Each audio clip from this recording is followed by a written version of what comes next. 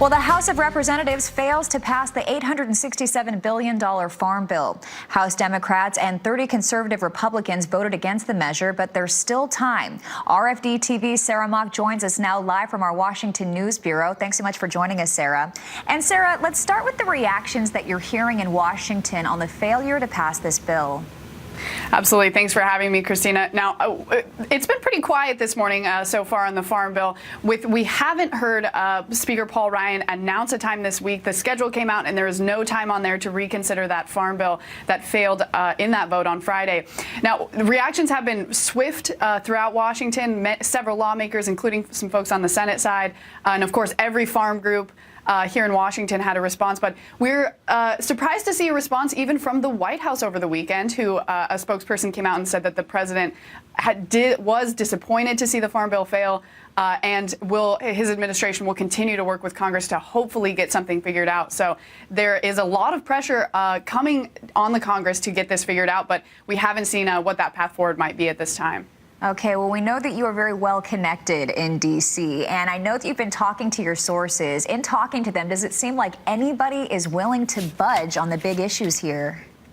You know, it doesn't really look like it. We talked to Colin Peterson just after the vote on Friday. He said, you know, his folks are standing firm. They saw that as a victory, that the vote failed.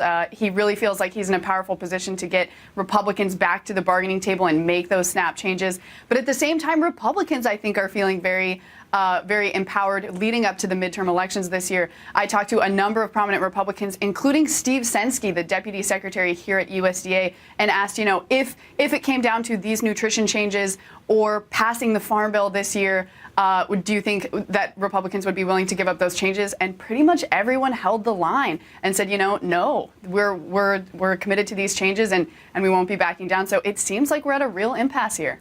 Okay, so what happens if the House doesn't get this measure passed? Yeah, that is the question that is the million-dollar question right now. Of course, what Colin Peterson basically said when we asked him that question on Friday was, we're going to have an extension. What that means for farmers pretty much is that they won't be able to change from ARC to PLC, though we have heard some word from the USDA that it's possible the secretary could allow that, even if there is an extension rather than a reaffirmation of the bill.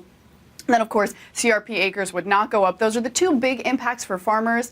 Of course, also there's about 40 programs that would fail to have funding next year that would no longer exist. Pretty much things like Young Farmer and Ranchers program.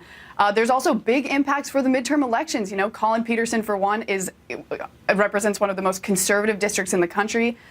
He's up for re-election. So is everyone else in Congress. So we'll see if Republicans can't get this welfare reform victory, if Democrats can't hold off the Republicans and write their farm bill for themselves.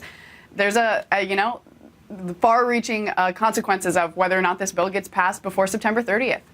Okay. Well, we really appreciate you reporting for us from D.C. Make sure that you're listening from all corners because we're coming back to you later on today and tomorrow. And like Sarah pointed out, we could see a revote as early as today or tomorrow. Thank you, Sarah. Really appreciate it. Well, the Consumer Price Index for all food rises by 5.5% from 2013. Food prices are relatively